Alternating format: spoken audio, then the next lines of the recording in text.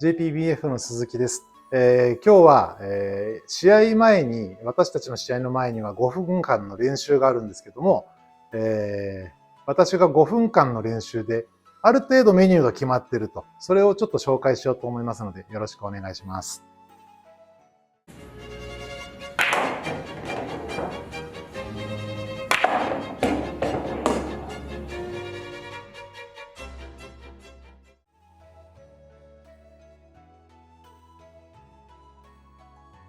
はい。だいたいこういう風に試合の時っていうのはボールが並んでて、ちょっとずらして、このポイントからスリーポイントに腹クッションをつく。これで、当たる、当たんないを見るとか、そういうのをやってますね。コンディションを調べて。あとはやっぱり、まずは、コーナーから4ポイントに逆ひねり。これの行き先で、逆ひねりの残り方とか、そういうのも見れると。で、まっすぐついてマキシマム。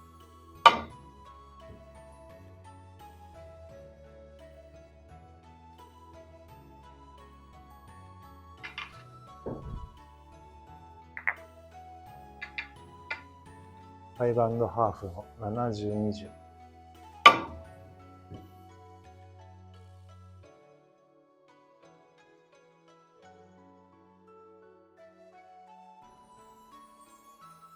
れから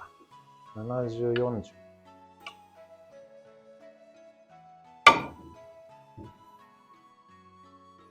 これで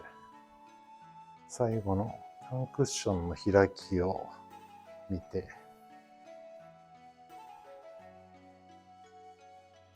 から先は当てていく配置。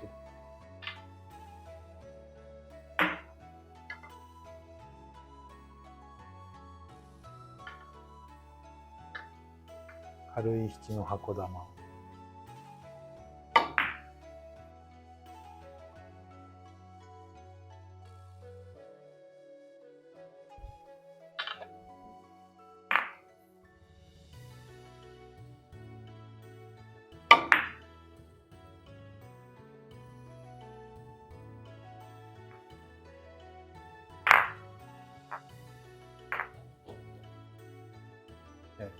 箱玉を。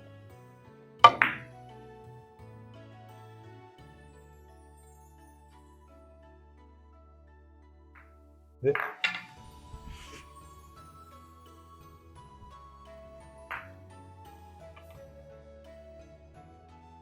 ロークッションに平行の裏回し。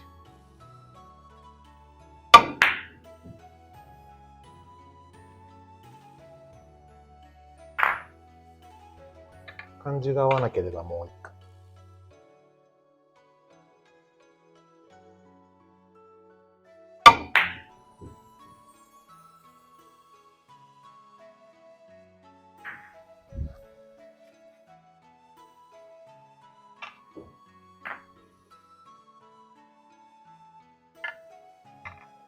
少し強い球。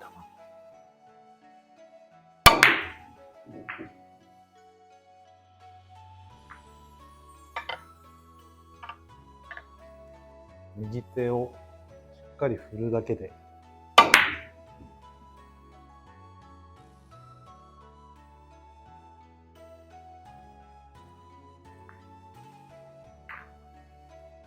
それからスピンボール。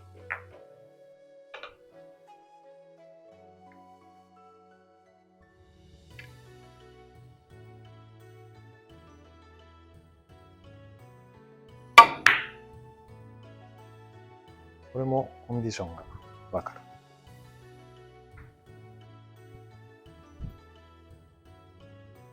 る。で、ここから先は右手がしっかり振れるかっていうところを試したいので、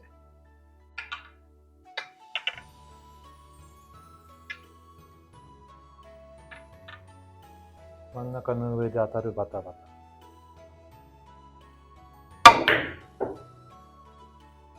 スピードが出てればいい感じで当たるし、今のが当たんないようだと緊張してる。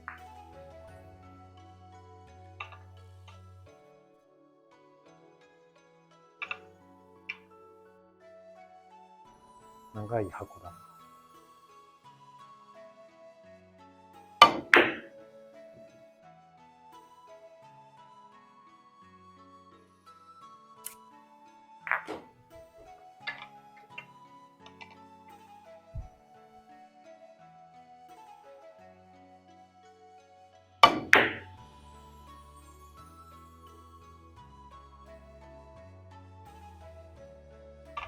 それからタンクッションに垂直に入る二重回し。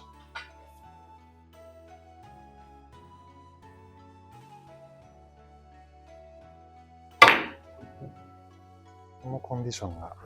かる。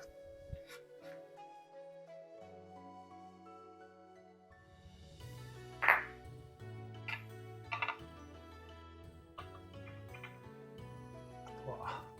表回しをついて厚みの見え方が普段と変わらない。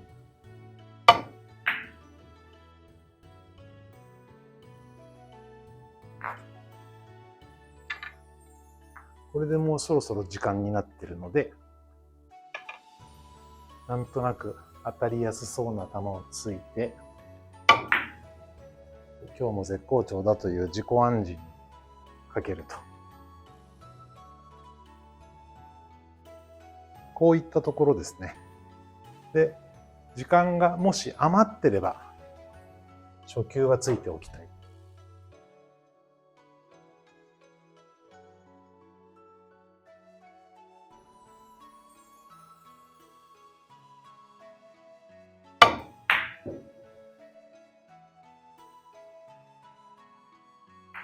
はい、だいたいこんな感じです。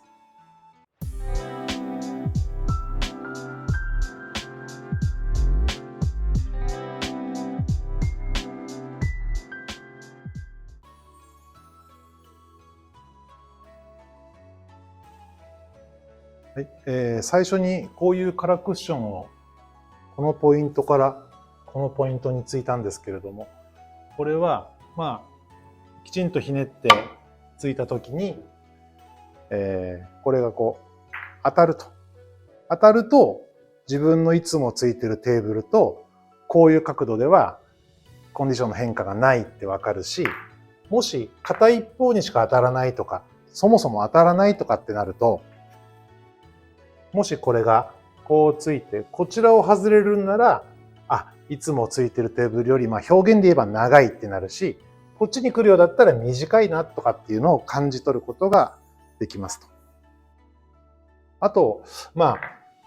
このコーナーから4ポイントの、これですと左ひねり。これも普段自分がついてるテーブルと比べてどうなのかなとかっていうのを調べるのに結構役立ちますね。割とカラークッションをつくことで仕入れられる情報は多くて、例えばこうね、コーナーから3ポイントいったら、よく言う50、30、20とかっていうのは大抵どのテーブルでもあまり変わらないんで僕はやらないんですよね。それよりも変化が大きい、タンクッションの真ん中のポイントからこちらの2ポイント、ここについたとき、こういう角度はテーブルによってコンディションの差がかなり出るところなので、試しておきたいなっていうところ。それと同じく真ん中に置いてマキシマムでまっすぐ。これもコンディション、かなり最初のタンクッションの紙がどれぐらいひねりを噛むのかっていうのを見るためにはすごくいい練習というかなんていうの、調べ方っていうのかな、なりますし、で、大体おおよそなんとなくテーブルが分かったところで、今度はこういう引きの箱玉をついて、まっすぐ入れてよくひねったらどうなんだろうと。これもやっぱりワンクッション目のひねりの噛み具合ですよね。いつものテーブルと比べてここがしっかりひねって開くのか開かないのかっていう、結局コンディションを調べることをしてます。もう一つは、例えばこういう角度でボールの反発が黄色に当たってからワンクッション目までの走る雰囲気なんかも見ると、今度はボールのコンディションを見ることができて、ボールがこうバキッと噛む感じとか、つるっとこう滑る感じとかっていうのを感じ取ると。大体この辺をやっておけば、僕の場合はボールのコンディションとかテーブルの状態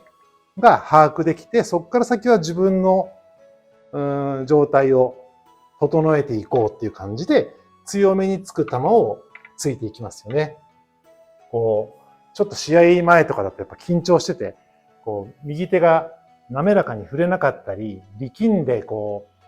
変にね、強すぎたりしちゃうのもあるんで、自分的にこう、しっかり触れてるなって思えるような、しっかり振らないと当たらない配置みたいのをやったりしますね。あとは、こういう配置で、これも、ボールの状態と、コンディションと両方調べられるいい練習配置だなとは自分では思って必ずやります。コーナーにまっすぐ走って、こうなる感じ。これがそもそも手玉がコーナーの方にまっすぐ走らせられるのかっていうのも、もしかしたらボールの状態を疑っていれば、ちょっと違う結果が出ちゃうかもしれないから、安心材料として、これがいつも通りに走るんであれば、いいなという感じ。あとは、表回しをね、つくんですけど、これは当たる当たんないとか、コンディションとかっていうよりも、こう、構えて自分のその厚みの見え方がやっぱ日によって若干違うんで、こう、いつも通りにつけてるのかとか、見えたところにボールがいってるかっていうのをチェックしますね。大体そういう感じで、自分の状態とテーブルコンディションを調べる。で、初球は、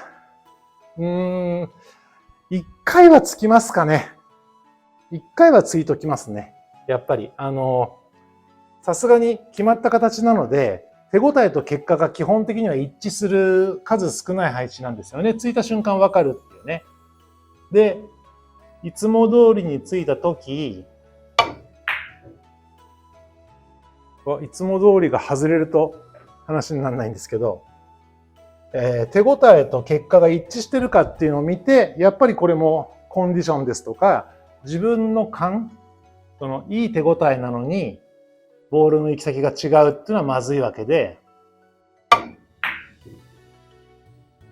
これでなんとなく、自分の調子を知るっていうのがあります。5分間の練習っていうのは結構長くて、その気になればどうでしょうね。30ショットぐらいできちゃうんですけど、そのうちの10ショットぐらいは意味を持たせて、こういう練習をした方がいいだろうっていうのがあって、残りの20ショットとか半分15ショットとかは、主にこう手の振りを気にして、うまく振れるかなっていうところ、そこをちょっとね、右手にこういい感じを覚えさせたいから強めに僕はつきますね。大体そういう感じです。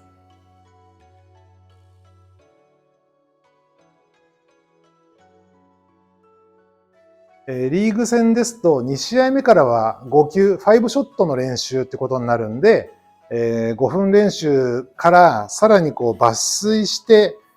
たった5球で何かを掴みたいなとかっていうこともあるんですけど、コンディションというよりはもう自分の状態ですよね。まずやっぱりその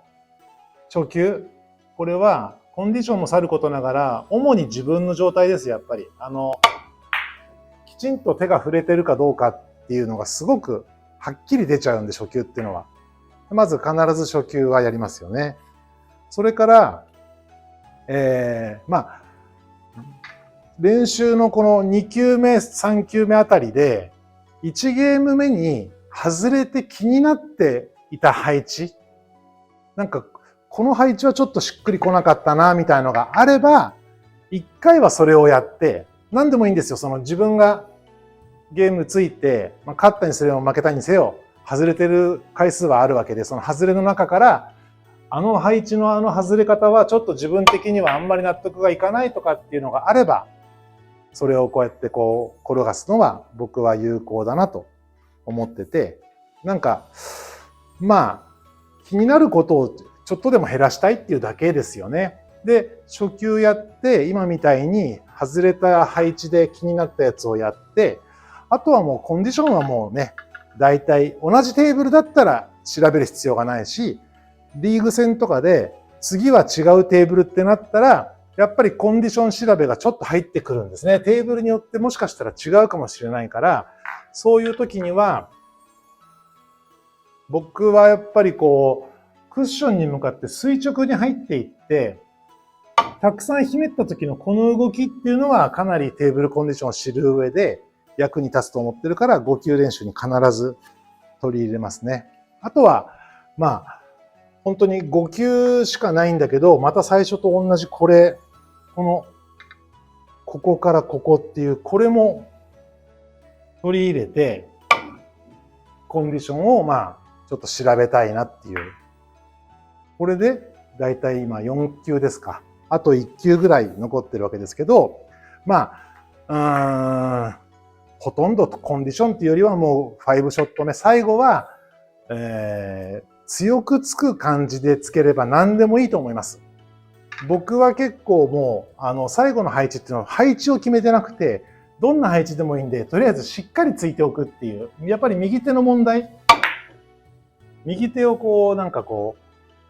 滑らかにしっかりみたいなのを気にして、5球をこなすと。そういう感じですね。